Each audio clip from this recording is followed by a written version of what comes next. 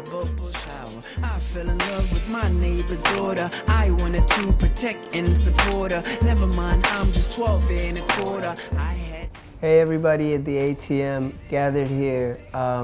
When Anissa first told me about what the organization and the group and the collective wanted to do, I was proud, but I was also, it was a familiar kind of a voice, because everywhere, young Somali people have kind of taken the initiative upon themselves to fix their own problems, and that really has moved me. I mean, you'll see it. We've seen it in Minnesota and Toronto and every other part of North America, and I know that London is, had its own movements to support the people of Somalia trapped in this unfortunate famine. I recently had gone back home to Mogadishu, and a part of this is I wanted to share that trip with you, because the trip for me was incredibly eye-opening and very powerful.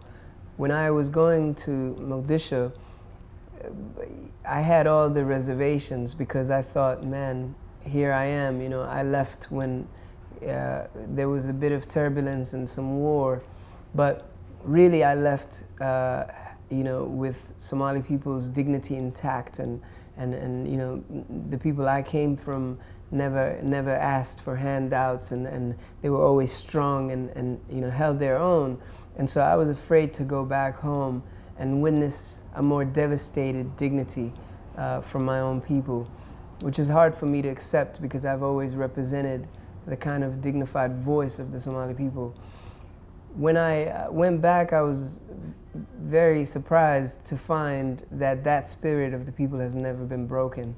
To this day, Somali people are still as profoundly strong, resilient, and proud as they've ever been. Yes, the circumstances are dire. Yes, there are people dying. Yes, it's very tough and tragic, and everyone has to take responsibility to do what they can to solve this crisis.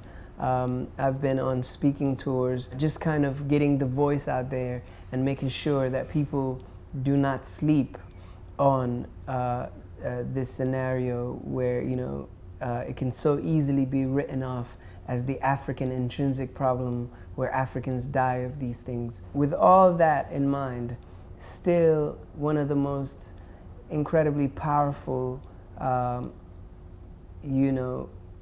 displays of hope and resilience. The will of the Somali people to never let up has not faded even one bit, one shade. I was very moved to find, when I got to Mogadishu, that the first response to the famine was the people who came in from the Juba and the Shabelle areas, who went to Mogadishu. Some went to Kenya and some came to Mogadishu.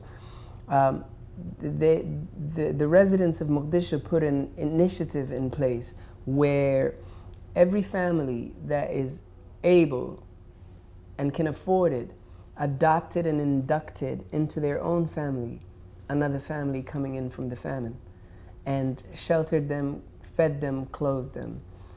And we are from a people who truly care about one another, and that's largely unreported. And what you're doing will no doubt contribute to the positive image and the rebranding of the spirit of our people, because in the end, the famine will subside, people will survive, we will do everything we can to feed our own and take care of our own, but it will be the dignity and the images we leave behind in the rest of the world which will remain with us for a very long time. And so we should all come to the rescue of that dignity and the protection of that dignity.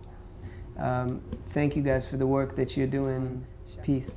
Picture the morning, taste and devour. We rise early, pace up the hour. Streets is bustling, hustling, they harder. You can't have the sweet with no sour. Spices, herbs, sweet scent.